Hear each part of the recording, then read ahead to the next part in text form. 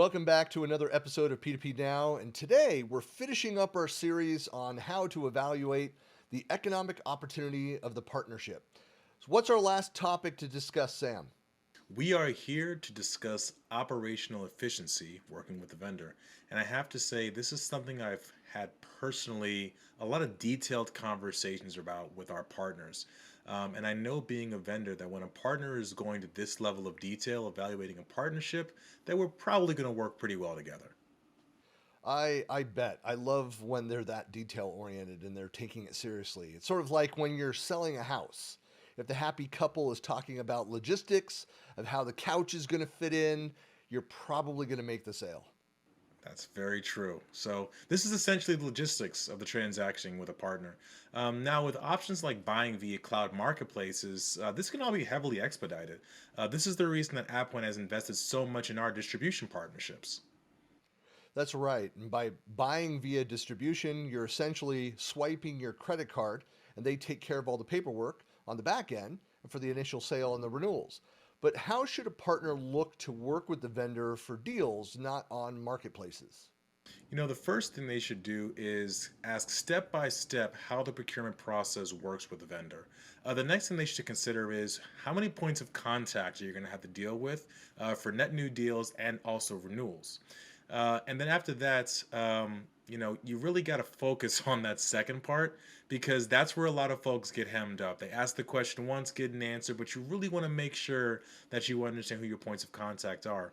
The reason this is because due to how territories are aligned, it's very rare that a partner and vendor are going to have their sales territories aligned perfectly. What this can lead to is having to deal with two, three, four, or even more people just to be able to communicate to get a certain deal transacted. So this can cause a lot of time back and forth via email and confusion on who's the best person to actually get a deal done. So what you want to ask from your vendor is to reduce the number of points of contact down, making sure, of course, you always have a backup. But this is really going to allow you to streamline your communication. And it's preferable if you can just work with one or two individuals and have them be your points of contact and let them connect the dots in the back end.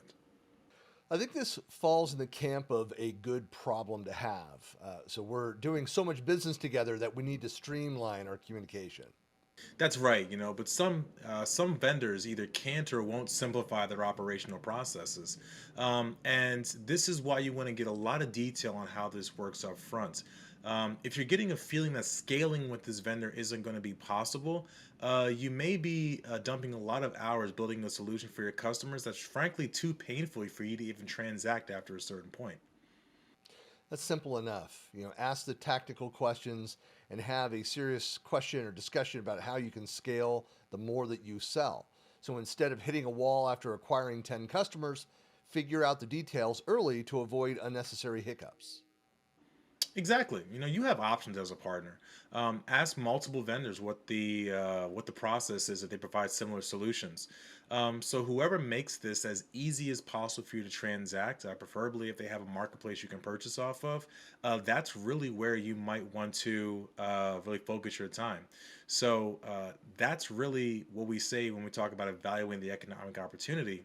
With operational efficiency, time is money, and the more time you spend, the more money you're going to be losing per transaction. Perfect. And well, that puts a wrap on this series. If you've missed any of the previous segments, just go and check them out. And if you have not already done so, be sure to join AvePoint's partner program, which you can find at avepoint.com/partners.